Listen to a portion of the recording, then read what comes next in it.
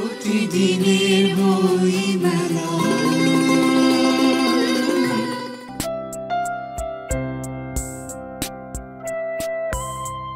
বইমেলায় ঘুরতে ঘুরতে দেখা হয়ে গেল বিশিষ্ট রাজনীতিক ব্যক্তিত্ব সৈয়দ ইমরান স্যারের প্রিন্সের সঙ্গে। বইমেলার অতীত বর্তমান নিয়ে খোলামেলাভাবে কথা বললেন বাংলা ভিশনের সাথে। বাংলা একাডেমির বইমেলা, বিশেষ করে 21শে উপলক্ষে যে বইমেলা, সেটা তো আমাদের প্রাণের একটা মেলা, প্রাণের স্পন্দন। তো ছোটোবেলায় যখন আসতাম আমার মনে আছে যে টিফিনের টাকা বাঁচিয়ে বই কেনার জন্য রেখে দিতাম। হয়তো অনেক সময় গার্ডিয়ানরা নিয়ে আসতেন না, হয়তো ক্লাস ফাঁকি দিয়ে আসতাম বই কেনার জন্য।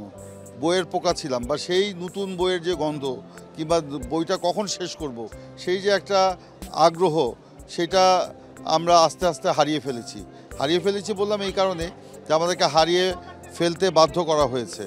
কারণ এই 12 বছর আমরা কেউ বইমেলায় আসতে পারিনি। এখানে আমরা আসলেই আমাদের প্রবেশাধিকার প্রায় নিষিদ্ধ ছিল।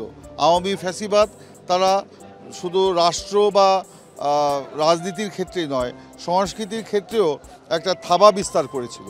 এই যে বইমেলায় তখন ভিন্ন মতাবলম্বীর কোনো বই কিন্তু পাওয়া যেত না।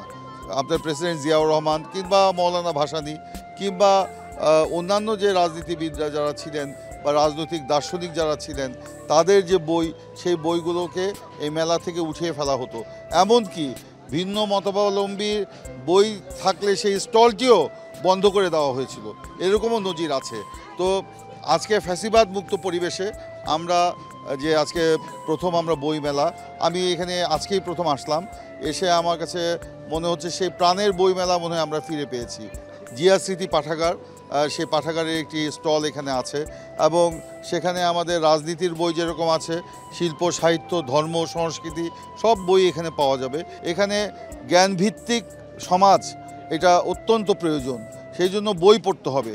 শুধুমাত্র আমার রাজনীতির বই পড়বো আমি তা নয়, আমার বিরুদ্ধ মতবাদের বইও পড়তে হবে এবং এখানে বিজ্ঞানের বই পড়তে হবে, সাহিত্য পড়তে হবে, গবেষণার বই পড়তে হবে এবং আমার জ্ঞানকে সমৃদ্ধ করতে হবে।